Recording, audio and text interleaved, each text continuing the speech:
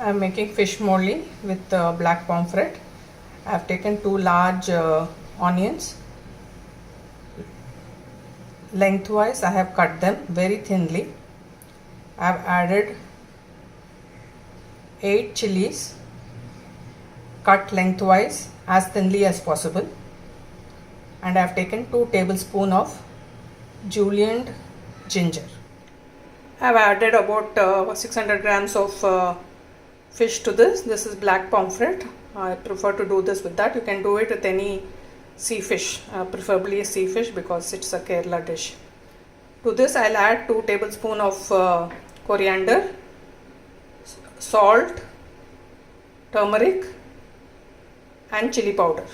Chili powder I'll add, already there are about 8 chilies, so I'll add about half to 3/4 of a teaspoon of chili powder, salt and turmeric to your taste.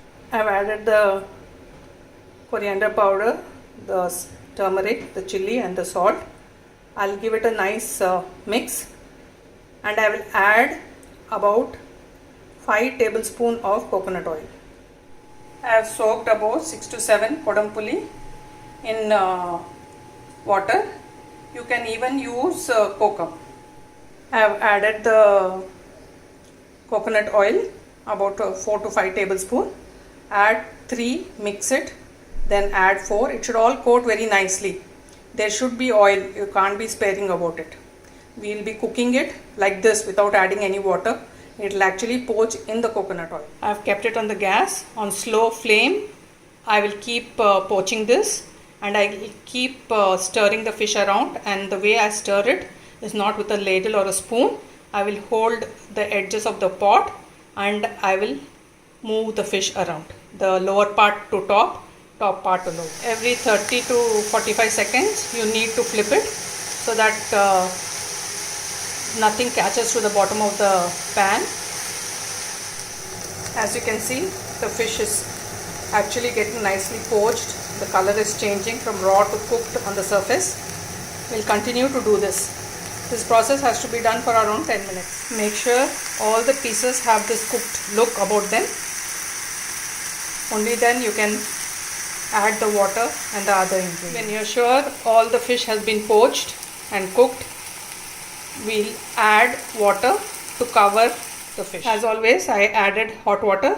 This is about 1 glass, so about 1.5 cups of water, and bring it to a boil and add the kodampuli. Add the kodampuli and keep it on sim only. Let it poach again in this water. I added about half a raw mango. I had it, so I added, otherwise it's not necessary. This is the first time I'm doing it. Just want to use the raw mango and just doing it to use the raw mango.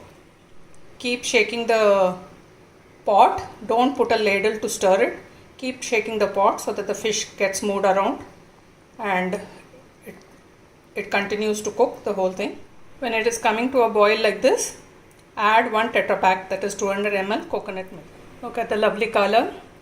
Continue to keep on sim and let it sit like this for about 5 to 8 minutes, 8 minutes maximum, and then switch it off because it's a mud pot. Otherwise, keep it for 10 minutes. This is coming along nicely. We'll go to the 8-minute mark.